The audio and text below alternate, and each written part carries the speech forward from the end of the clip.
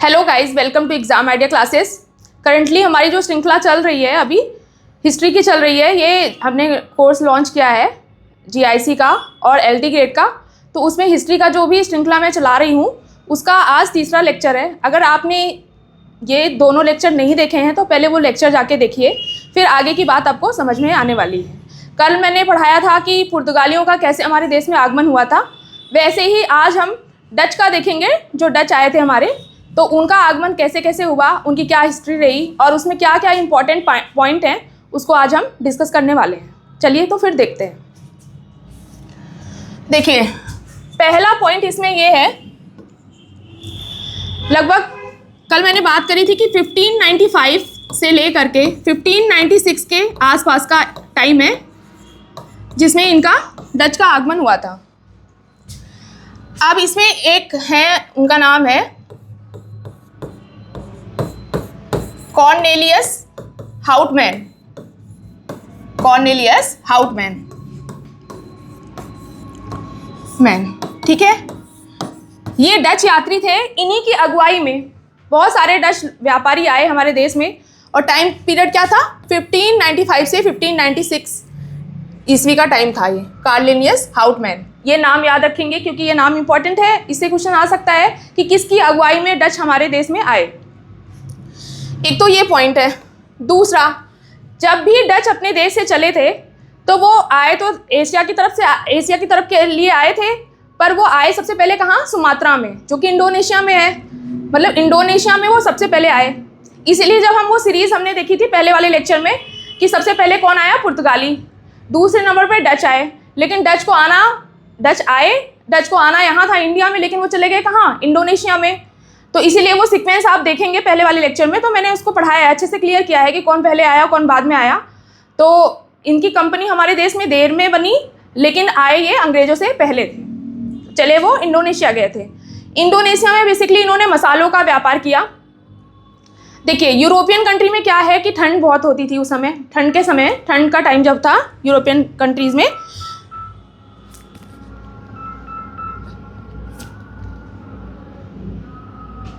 European country में जब ठंड का टाइम था तो जो है वहाँ पे क्या होता है, ठंड बहुत ज़्यादा होती है। तो ये जो चिकन वगैरह खाते थे, तो ये मसाले, हमारे यहाँ जो मसाले होते हैं काली मिर्च वगैरह, तो उसको उस पर छिड़क करके उसे खा जाते थे। तो ठंड के टाइम में वहाँ पे इसकी बहुत डिमांड थी। किसकी? काली मिर्च की। काली मिर्च की। और इंडोनेशिया में ये चीज़ें मिलती थी, तो ये इंडोनेशिया में रुक गए। वहाँ पे इन्होंने मसाले का व्यापार किया। कुछ टाइम तक ये इंडोनेशिया में रुके रहे, मसालों का अच्छे से व्यापार किया, और उसके बाद तब ये हमारे इंडिया में आए। इसलिए सबसे पहले तो अगर कोई पूछे कि डच पहले कहाँ पहुँचे थे, तो डच पहले कहाँ पहुँचे? इंडोनेशिया में। पहले कहाँ पहुँचे? इंडोनेशिया में।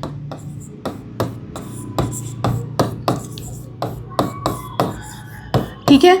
नेक्स्ट पॉइंट हम देखेंगे कि जब ये इंडोनेशिया में आए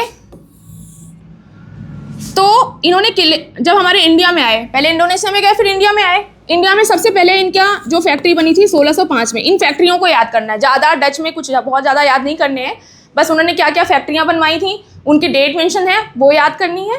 तो वो देख लेते हैं। 1605 ईस्वी में इन्होंने बनवाया कि कहाँ पर? मसूलीपट्टनम में। मसूलीपट्टनम में। नेक्स्ट देखिए, 1610 में इन्होंने बनवाया पुलिकट में। बहुत सारी फैक्ट्रियां बनवाई थी इन्होंने। 1605 में मसूलीपट्टनम में बनवाया, 1610 में इन्होंने बनवाया पुलिकट में। नेक्स्ट देखिए, 1616 में इन्होंने सूरत में बनवाया। ये सब क्या है? ये डच की फैक्ट्रियां हैं। मैं यहां लिख देती हूं, फैक्ट्रियां किसकी हैं? डच की हैं। डचों ने जो बनवाई। ठीक, बहुत सारी फैक्ट्रियां बनवाई थी। कुछ जो इंपॉर्टेंट है वो हमें याद रखनी है। 1605 हो गया, 1610 हो गया, 1616 हो गया। 1627 ईस्वी में इन्होंने पीपली में बनवाई थी। पीपली जो है वो बंगाल की पहली फैक्ट्री थी। बंगाल की पहली डच फैक्ट्री थी।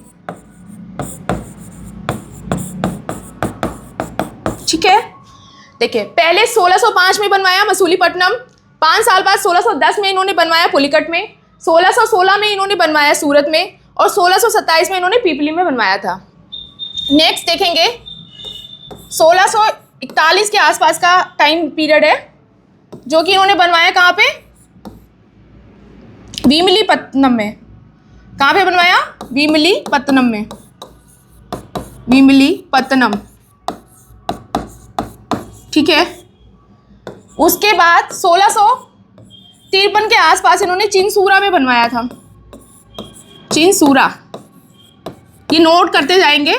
चिनसूरा जो है वो डच की पहली किले वाली फैक्ट्री है, पहली किले वाली फैक्ट्री है, फैक्ट्री, ठीक है। और इन्होंने कोचीन में भी बनवाया था। चलिए बहुत सारी फैक्ट्रियाँ बनवाई, तो हमें जो मेन इंपॉर्टेंट है हमें बस वही जानना है। मेन देखिए इस स्लाइड में सबसे पहले याद देखेंगे 1595 से 1596 के आसपास का जो आगमन का काल है या टाइम पीरियड है वो किसका है, डच का है। और डच की अगुवाई कौन कर रहा था, कॉर्नेलियस हाउटमैन कर रहे थे। नेक्स्ट अगला हम देखेंगे कि डच ने हमारे यहाँ व्यापार करने के लिए आए थे, लेकिन पहले चले गए इंडोनेशिया में। इंडोनेशिया में भी कहाँ, सुमात्रा में। सुमात्रा में वो काफ़ी टाइम तक रहे, इंडोनेशिया में भी रहे, पूरे मतलब कंट्री विजिट करी उन्होंने, और वहाँ पे जगह जगह से मसालों का व्यापार किया। तो अगर क्वेश्चन ये आता है कि मसालों का व्यापार कहाँ से किया, तो वो इंडोनेशिया से किया था। और भारत में उन्होंने कपड़ों का व्यापार किया था। किसका किया था, कपड़ों का, ठीक है। अब इस व्यापार करने के दौरान उन्होंने बहुत सारी फैक्ट्रियाँ बनवाई, जिसमें से सबसे पहली फैक्ट्री इनकी थी 1605 में मसूलीपट्टनम में।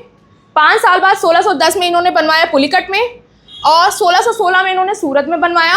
1627 में पीपली में बनवाया। पीपली जगह कहाँ है, बंगाल में है। पीपली जगह बंगाल में है, और बंगाल की पहली डच फैक्ट्री थी पीपली। नेक्स्ट देखिए 1641 में इन्होंने विमलीपत्तनम में बनवाया, और 1653 में चिनसूरा की फैक्ट्री थी, जो कि पहली किले वाली फैक्ट्री थी डच की, ठीक है।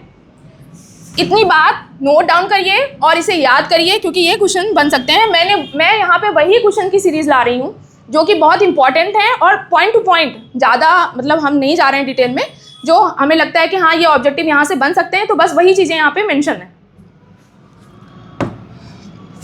अच्छा, विमलीपत्तनम में बनाने के बाद देखिए, अब मैंने कहा इंडोनेशिया से उन्होंने क्या किया, इंडोनेशिया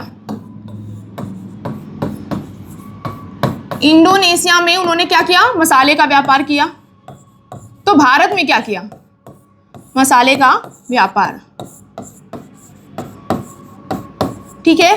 तो भारत में क्या किया उन्होंने, भारत में मेनली उन्होंने कपड़े के व्यापार को अहमियत दी थी, कपड़े के व्यापार को, कपड़े का व्यापार। हमारे यहाँ क्योंकि कॉटन ज़्यादा होता था, तो सूती वस्त्र बनाए जाते थे, तो वो सूती वस्त्र इनको बहुत पसंद आए, और यहाँ भारत के कपड़ों को निर्यात किसने दिलाया, इन्होंने किया, निर्यात किया। मतलब इनके व्यापार का दर्जा किसने दिलाया, वो डचों ने ही दिलाया था। डचों की देन थी कि हमारे कपड़े बाहर जाने लगे, नहीं तो पहले सिर्फ मसाले जाते थे। जब डच आए तो लोगों को पता चला कि यहाँ के कपड़े भी काफ़ी अच्छे होते हैं, इसलिए यहाँ से इन्होंने इसका निर्यात शुरू करा। और लगभग 1658 के आसपास एक कासिम बाजार जगह है, कासिम बाजार जो कि बंगाल में है। 1658 में एक जगह है कासिम बाजार जो कि बंगाल में है। यहाँ पर इन्होंने क्या किया, सूती वस्त्र और रेशम के वस्त्र के लिए, प्लस रेशम के वस्त्र के लिए एक उद्योग, रेशम वस्त्र के लिए एक कारखाना खोला, फैक्ट्री लगाई,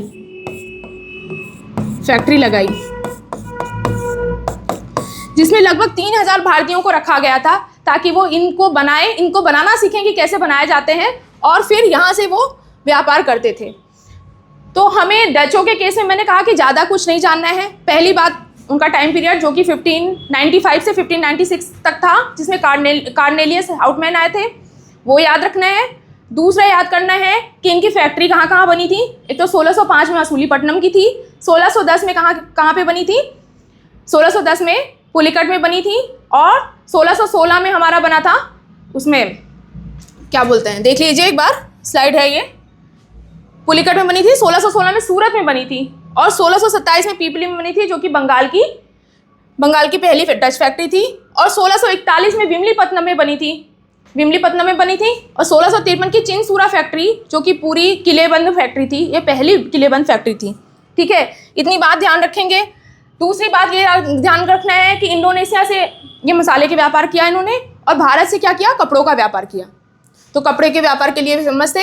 दूसरी बात, 1658 में इन्होंने भारत में कासिम बाजार एक जगह है जहाँ पर सूती वस्त्र और रेशम के वस्त्र का व्यापार करने के लिए फैक्ट्रियाँ बनाई, उनको बनाने के लिए भारतीयों को रखा गया। और एक पॉइंट और है इसमें, लगभग 1759 में बेदरा का युद्ध, बेदरा का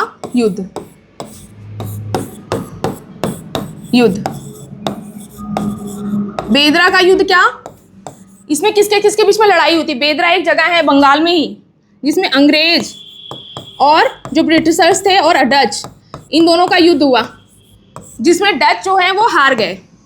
ठीक है, 1759 में बेदरा का युद्ध हुआ, जिसमें बंगाल में एक जगह है बेदरा, वहाँ पे युद्ध हुआ था, जिसमें अंग्रेज और डच के बीच में हुआ, डच हार गए, और यहीं से डचों की स्थिति कमज़ोर पड़ने लगी, और डच भारत छोड़कर, एक समय आया कि डच भारत छोड़कर चले गए।